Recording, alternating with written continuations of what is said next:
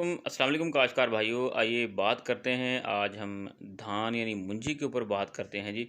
कि मुंजी का आपने जो भी सीड लेना है, सुपर बासमती है या कायनात है, किसान बासमती है, या जो भी आपने सीड लेना है, बासमती हो गैर बासमती हो, तो आप अगर ये चाहते हैं कि अगर आपने घर का बीज रखा है हुआ है, तो फिर अगर आपने बाहर नया सीड ख़रीदा है, तो फिर भी आप जो है इसकी जर्मिनेशन जो है वो चेक करके फिर आप उसे काश्त कर सकते हैं।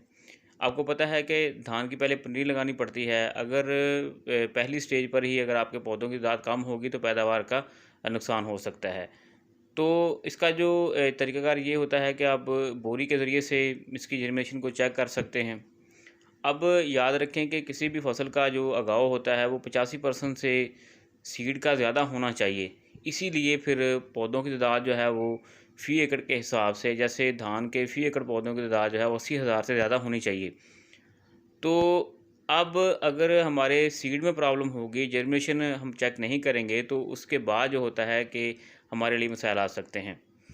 काश्तकार भाइयों, आप आसान तरीके के साथ जो है इसकी जर्मिनेशन जो है वो चेक कर सकते हैं, यानी पनीरी लगाने से पहले धान की।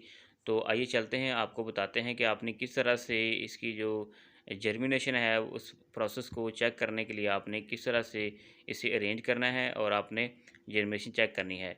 इसके लिए देख सकते हैं आप जी, आप टिश्यू पेपर ले लें जो सादा सा होता है, उसके बाद जो अपनी सीड जो है वो चेक करना है, वो उसके जो दाने हैं वो ले लें। उसके बाद एक प्लेट वगैरह जो है वो आप ले सकते हैं, और शावर अगर आपके पास मौजूद है ये इस तरह का, तो वो आप लेकर आप इसे इस्तेमाल कर सकते हैं। देखिए, पहले आप प्लेट के अंदर जो है एक टिश्यू पेपर रख लें।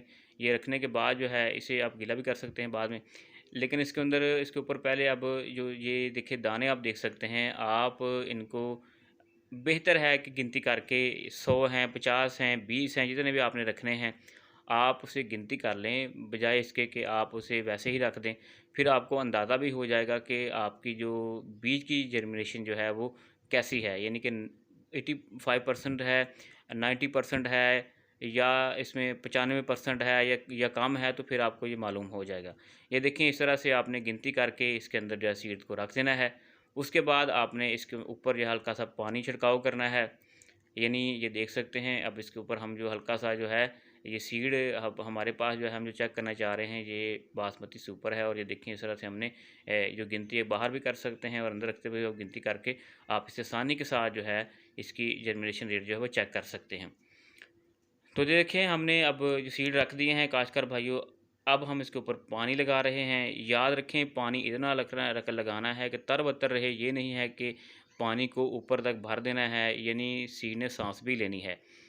ठीक है जी, ये देखें, और ये सीड जो है ये 3 से 4 दिन, यानी 72 घंटे वैसे होते हैं, ये 3 से 4 दिन के अंदर-अंदर जो है ना इसे अंगूरी मार लेनी है।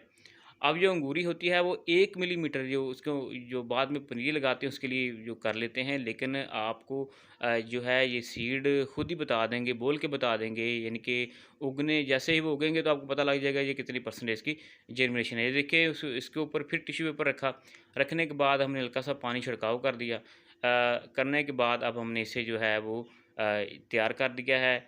अब 3 से 4 दिन तक जो है इसके अंदर आपने हल्का-हल्का छिड़काव फिर भी करते रहना है, देखना है इसके अंदर बतर रहे, यानी पानी खड़ा ना इसके अंदर हो, और आपकी जो है वो जर्मिनेशन हो जाएगी, आपको पता लग जाएगा कितने परसेंट आपका सीड ठीक है। काश्तकार भाइयों, इसके अलावा आपके लिए एक अहम जो पैगाम जो वो ये है कि आप याद रखें कि मार्केट में किसी भी फसल की अगर कोई नई वैरायटी आती है या नई किस्म आती है, तो उसे कोशिश किया करें कि कम रकबे के ऊपर काश्त करें, ताकि आपकी मैनेजमेंट जो है उसके वजह से या किसी भी वजह से अगर वो आपको ज़्यादा पैदावार नहीं देती है, तो फिर ये है कि आप उससे ज़्यादा नुकसान ना उठाएं।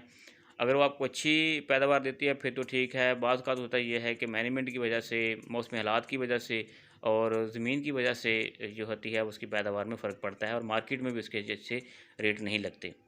शुक्रिया।